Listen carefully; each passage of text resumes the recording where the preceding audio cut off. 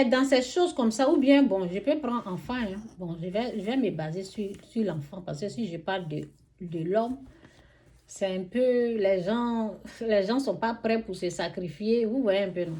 Je vais prendre enfant, vous voyez, quand c'est ton homme là, ou c'est ta femme là, vous n'êtes pas prêts pour vous sacrifier là. Donc, quand c'est vos enfants là, c'est là où vous êtes prêts. Quand c'est enfant de l'autre là, vous n'êtes pas prêts. Quand je vais dire enfant là, c'est là les gens vont dire, ah, on va écouter maintenant. Donc, il y a des victoires à remporter. Quand tu vois quelqu'un malade, parce que ça, c'est une maladie, au fait.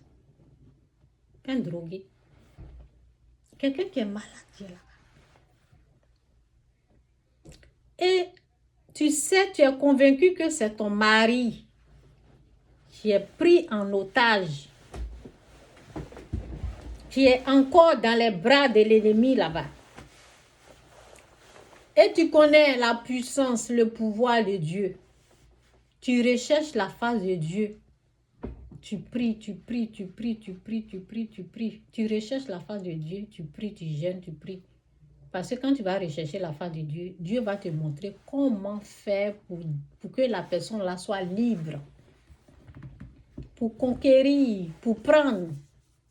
Comment libérer la personne. Et Dieu va te montrer pas à pas les secrets, comment tu vas faire pour que la personne soit libre. Quand tu vas commencer à essayer là, tu vas écrire, tu vas noter, tu vas prendre note. Ça veut dire tu vas retenir le comment Dieu est en train de faire, le comment Dieu est en train de travailler sur cette personne.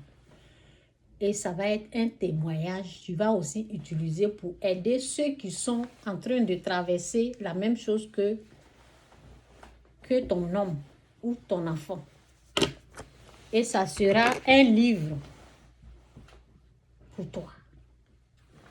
Tu vas prendre ça pour aider les gens. Voici comment j'ai fait, voici comment j'ai fait, voici comment j'ai fait. C'est ce qu'on appelle sacrifice. C'est ça qu'on appelle sacrifice. On se sacrifie pour l'autre. On cherche la face de Dieu, on demande de l'aide pour l'autre. Pour aider l'autre qui ne sait pas ce qu'il est en train de faire. Pour aider son prochain qui est encore dans les difficultés. Pour aider son prochain qui est encore dans la souffrance. On ne le rejette pas. Non. La personne est en train de souffrir. Tu prends ton temps. Tu recherches la face de Dieu. Tu pries, tu jeûnes. Et Dieu va délivrer la personne. À travers toi, Dieu va faire le travail. Mais si tu t'apitoies sur toi-même pour dire « Aide-moi, aide-moi, aide-moi, aide-moi ». Pourquoi pas moi? C'est à moi qu'on a fait ça. On t'a fait ça, oui. Essaie d'aider l'autre pour s'en sortir aussi. Si toi, tu as retrouvé le chemin, si toi, tu as retrouvé la voie, si tu as retrouvé Dieu, cherche aussi la face de Dieu pour aider ton homme, pour aider ta femme qui va être délivrée de la drogue. Dieu est capable de le faire. Si c'est ton enfant, c'est ton mari, c'est ta femme, Dieu est capable de délivrer la personne. Il suffit de prendre le temps. Il suffit d'avoir la volonté pour le faire. Et c'est comme ça qu'on remporte les victoires. C'est comme ça qu'on remporte la victoire sur le mal. Hein. Parce qu'avant d'aller prier, de jeûner, là, la personne t'a bien persécuté. Parce que quelqu'un qui est drogué, qui est dans ta vie, là, c'est pas du jeu. La personne t'a bien fait le mal. Tu es obligé de laisser pardonner d'abord, demander à Dieu d'aider. Et Dieu va aider la personne. Je ne vous dis pas, je ne dis pas à quelqu'un d'aller rester avec quelqu'un comme ça. Hein. Je parle aux gens qui sont déjà prêts, aux gens que Dieu a déjà formés, qui ont les galons, comme nous autres là, qui sont prêts à aller aider, à aller secourir d'autres personnes qui sont en danger. C'est à eux que je suis en train de parler. Je ne parle pas aux faibles. Je ne parle pas aux faibles ici. Je parle aux plus que vainqueurs. Je parle à ceux qui ne reculent devant rien du tout.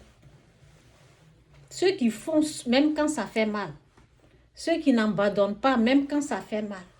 Ceux qui résistent au diable, à l'ennemi. Ceux qui laissent tomber. Ceux qui ne rendent pas le mal pour le mal. C'est à eux que je suis en train de parler.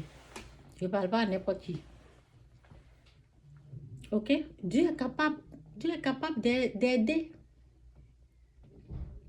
Dieu est capable seulement, si quelqu'un est disposé, disponible, Dieu va...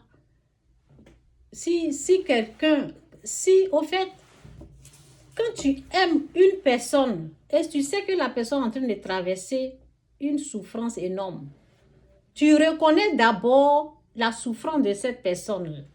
Et tu sais que Dieu peut délivrer, Dieu peut guérir. Quand tu crois que Dieu peut guérir cette personne. Alors tu te positionnes et puis tu dis, Seigneur, utilise-moi. Et Dieu fait le travail à travers toi. Étant une maman, si moi je vois mon enfant comme ça, je cherche la face de Dieu et puis je prie. Je regarde le comportement.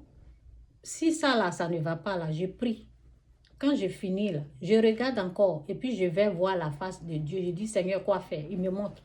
Quand je vais finir, je vais regarder encore. S'il y a quelque chose, je vais voir Dieu dans la prière, dans le jeûne.